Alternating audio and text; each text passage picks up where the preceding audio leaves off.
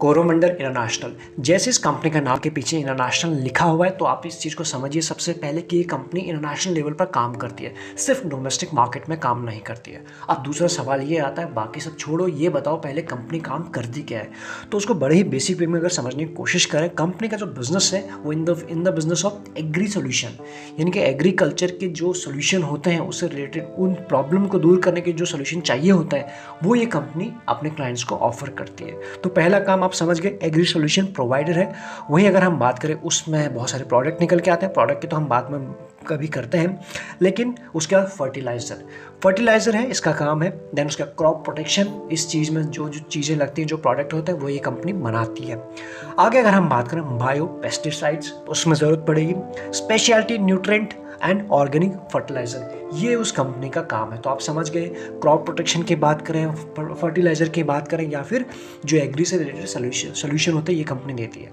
आगे अगर हम बात करें मुरगप्पा ग्रुप का, अगेन वापस नाम निकल के आता है, क्योंकि मुरगप्पा का ग्रुप को हम डेली बेसिस पर डिस्कस इसलिए करते हैं क्योंकि जब भी हम किसी भी शेयर को डिस्कस करते हैं इस ग्रुप का नाम कहीं ना कहीं से घूम घाम के सामने आ ही जाता है, क्योंकि बहुत सारे कंपनीज मुरगप्पा ग्रुप के अंदर आती है। तो ये भी कंपनी इसी ग्रुप के अंदर आती है। It is a part of the Murugappa group and which has, अगर हम मुरगप्पा ग्रुप की बात करें, इस कंपनी का बहुत सारे इंडस्ट्रीज में इन्वेस्टमेंट है और उस इंडस्ट्री के अलग अलग कंपनीज प्लेयर इंडियन मार्केट में भी लिस्टेड है। जैसे कि अगर हम मुरगप्पा ग्रुप की बात करें, कहाँ का इंडस्ट्री की हम बात करें, प्रेजेंस है ऑटो कंपोनेंट्स, तो ऑटो कंपोनेंट में इसकी प्रेजेंस है और उससे रिलेटेड जो शेयर है वहाँ पर भी जब भी उनकी बात होगी तो मुरगप्पा ग्रुप के नाम आएगा।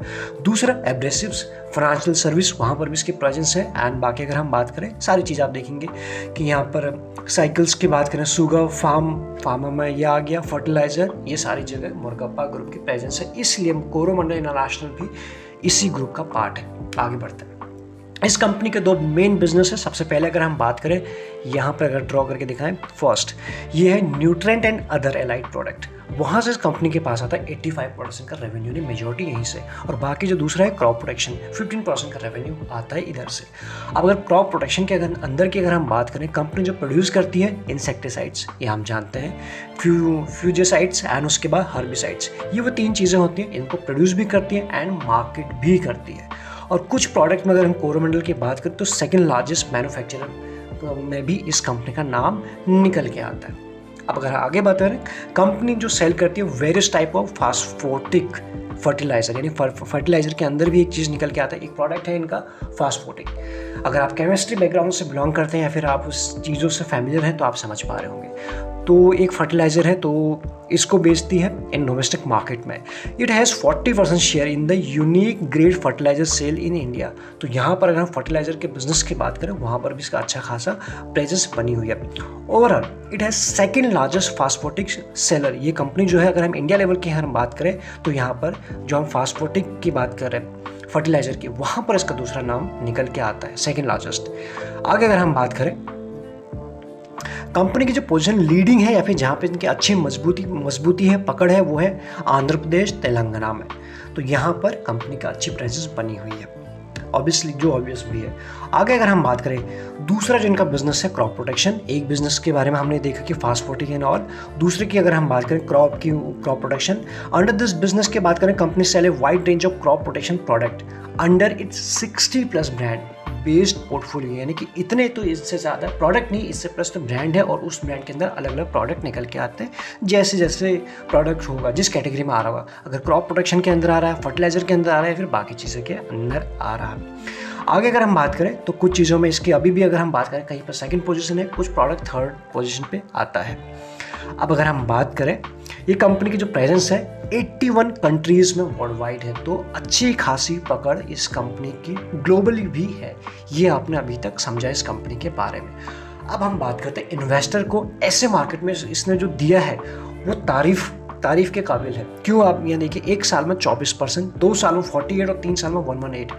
ये एक साल में 24% हो सकता है आपको बहुत कम लग रहा हो, लेकिन जब आप अपने पोर्टफोलियो में आज के दिन जिस दिन हम ये वीडियो बना रहे हैं उस दिन देखेंगे हर एक स्टॉक 24, 25, 35, 50 इस लेवल तक करेक्ट हुआ मिलेगा। अगर लार्ज कैप होगा तो कम मिलेगा, मिड कैप या स्मॉल कैप होगा तो 50 के आसपास भी मिलेगा।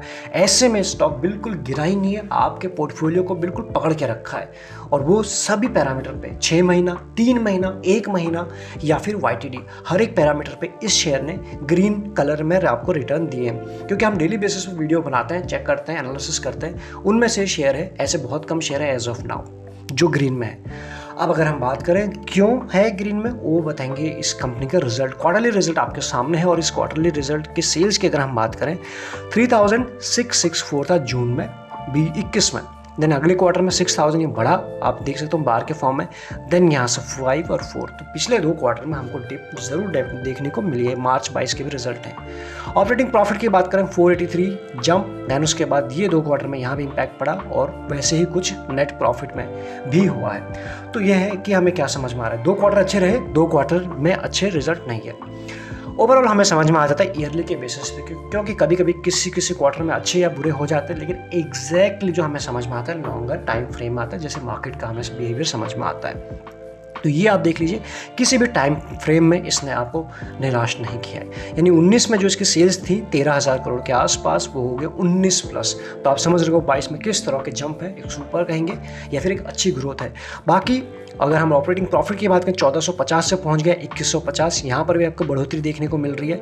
नेट प्रॉफिट 720 से 1500 प्लस, क्या लेंगे, यानी पिछले सिर्फ 4 सालों में डबल के आसपास हो चुका है, डबल से भी ज़्यादा हो चुका है। तो ऐसी कंपनी को आपके रडार पे होनी चाहिए। मेरे हिसाब से ऐसी ही कंपनी में आपका इन्वेस्टमेंट भी होना चाहिए। डिपेंड करता है कि आपने अपने वॉच लिस्ट पे कैसे शेयर लगा रखे हैं, पेनी, या फिर आप जब किसी शेयर को अपने वॉच लिस्ट पे लगाते हो या फिर बाय करते हैं, खुद से रिसर्च करते हैं, फिर कहीं से सुनते हैं, या फिर टीवी देख के, या फिर कुछ और। क्योंकि बहुत सारे आजकल सोशल मीडिया प्लेटफॉर्म हो चुके हैं जहाँ पे सही ज्ञान थोड़ा सा कम आता है और बाकी भ्रमित ज़्यादा किया जाता है।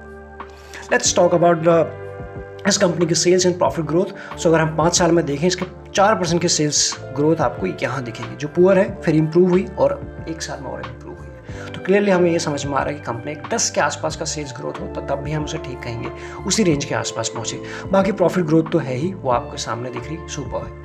Let's talk about this ROE and ROC की अगर हम बात करें, 5 साल में 24, 3 साल में 26 इस कंपनी का रिटर्न ऑन इक्विटी, यहाँ पे 24, 26, 27 गुड, 25, 27, 33 अगेन वेरी गुड। तो यहाँ पर भी कोई वीकनेस नहीं है। बाकी शेयर होल्डिंग पैटर्न की बात करें, प्रमोटर के पास है मेजॉरिटी 57 प्लस है, FIS की होल्डिंग है 7, DIS के 21, यानी स्मार्ट मनीज के अच्छा खासा इस कंपनी के ऊपर भरोसा है, इसीलिए हम आपके सामने ये कंपनी लेके आए हैं और उसके एनालिसिस कर रहे हैं। बाकी पब्लिक के पास है 14% के आसपास। एक चीज़ जो है जो ज़रा से इस कंपनी के प्रमोटर ने प्लेजिंग रखी है, वो है 0.04, आपको लिखा हुआ दिख रहा होगा, बहुत कम है लेकिन है, वो भी आपको जानना ज़रूरी है, आपसे छुपाया नहीं जा रहा है।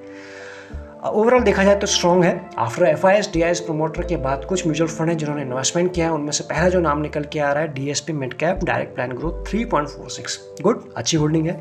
Kotak emerging equity fund direct growth 2.84 again good, SBI magnum और उसका Kotak equity opportunity fund direct growth, सभी की देखा जाए तो मिनिमम 2% या फिर उससे ज़्यादा की होल्डिंग है। तो आप समझिए, जब बड़े से बड़ा फंड हाउस, जब बड़ा से बड़ा FIS DIS एंड उसका म्यूचुअल फंड इसमें इन्वेस्टमेंट है और कहीं कहीं वीकनेस नहीं है, तो हम रिटेल इन्वेस्टर को ऐसी कंपनी को क्यों नकारना चाहिए, या फिर क्यों अपने पोर्टफोलियो या फिर अपने वॉच लिस्ट में लगाना चाहिए।